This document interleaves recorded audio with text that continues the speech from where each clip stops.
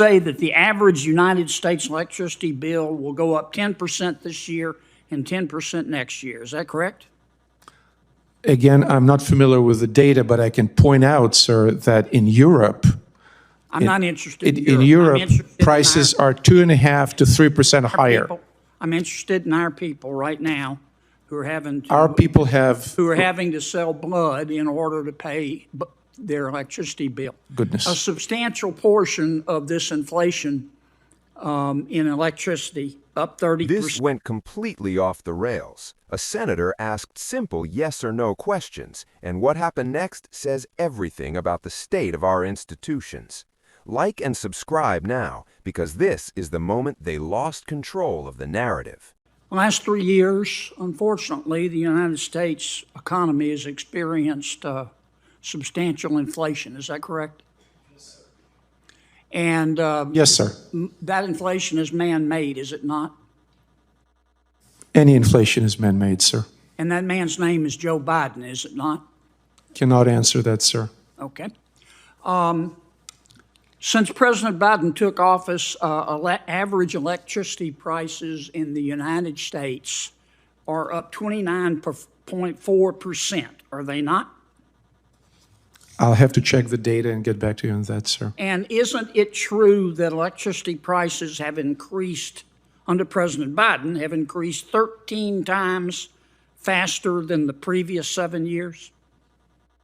I'll have to check the data, sir. Okay. And the National Energy Assistant Directors Association, I don't know if you're familiar with them. I've checked them out. They're a reputable group. They say that the average United States electricity bill will go up 10% this year and 10% next year. Is that correct? Again, I'm not familiar with the data, but I can point out, sir, that in Europe, I'm not interested in Europe, prices are 2.5% to 3% higher. I'm interested in our people right now who are having to, Our people who are having to sell blood in order to pay their electricity bill. Goodness. A substantial portion of this inflation in electricity, up 30% since President Biden took office, is directly related to his energy policies. Is it not? Energy prices fluctuate based on supply and demand of all sources of energy, yes. I think it has nothing. Is that a yes or no? It's a very complicated economic question. I understand. Give me an answer.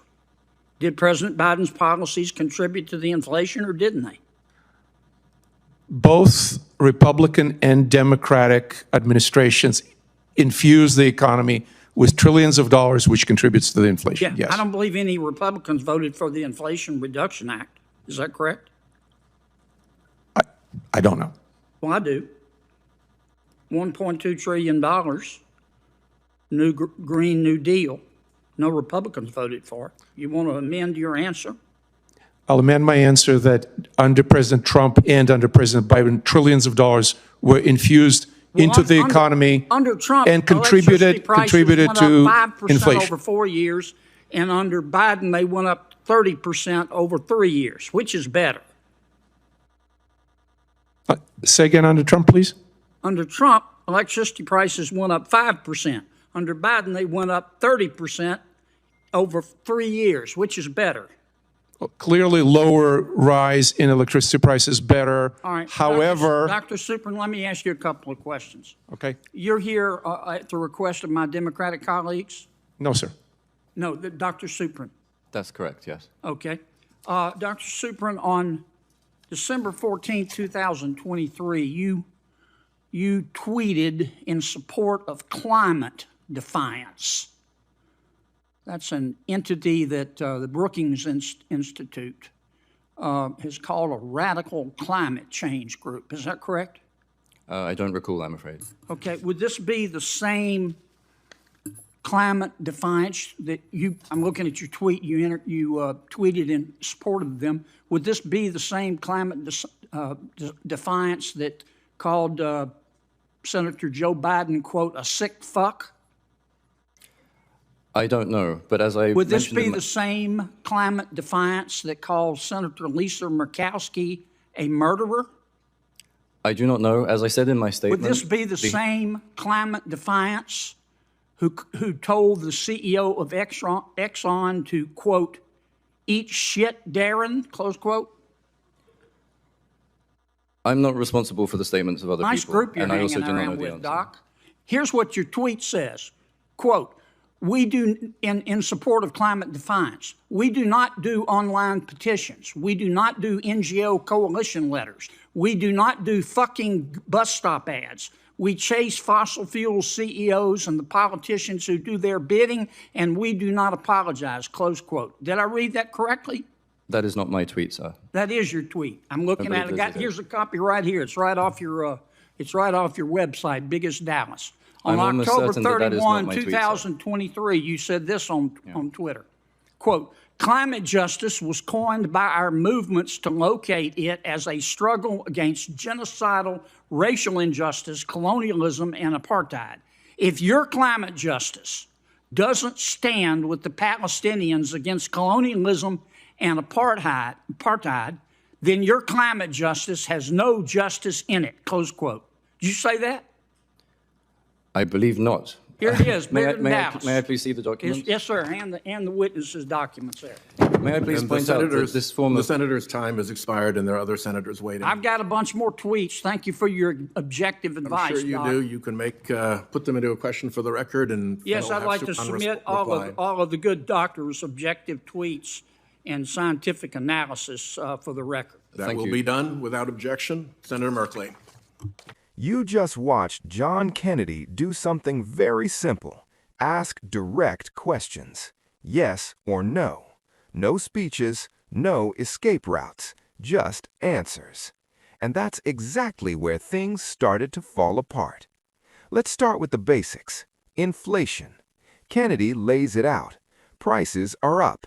Electricity costs are rising. Americans are feeling it every single month. And when he asks, is this man-made? The answer, yes. But when he pushes one step further, who's responsible? Suddenly, no answer. That hesitation tells you everything, because the reality is uncomfortable. Since Joe Biden took office, energy prices have surged. Kennedy points to the numbers. Electricity up dramatically, household bills climbing, and everyday Americans, they're the ones paying the price. But instead of clear accountability, you get deflection. It's complicated. It's global. Let's talk about Europe. Kennedy shuts it down immediately. I'm not interested in Europe. That line right there, that's the disconnect. Washington wants to debate theory. Americans are living reality. And then comes the turning point. Kennedy shifts focus to the witness, not policy, not economics, credibility. He brings up statements tied to a radical activist group, and suddenly the hearing changes tone, fast. Because now it's not just about ideas, it's about judgment, it's about alignment, it's about whether the people shaping policy are connected to extreme rhetoric. The witness pushes back. These aren't my tweets, they're retweets. But Kennedy doesn't let it go, because the question isn't just who wrote it, it's why you shared it. That's where the tension explodes. Accusations start flying, character assassination, propaganda. And just like that, the conversation breaks down completely. No longer about inflation, no longer about energy. Now it's about trust. And that's the real takeaway here. Because if experts can't give straight answers, if debates turn personal instead of factual, if accountability gets replaced with deflection, then the system stops working. Kennedy didn't just expose policy disagreements, he exposed a deeper problem, a refusal to answer, a refusal to own positions, a refusal to engage directly. And Americans watching this, they see it, they feel it, and they're asking one simple question. Why is it so hard to get a straight answer?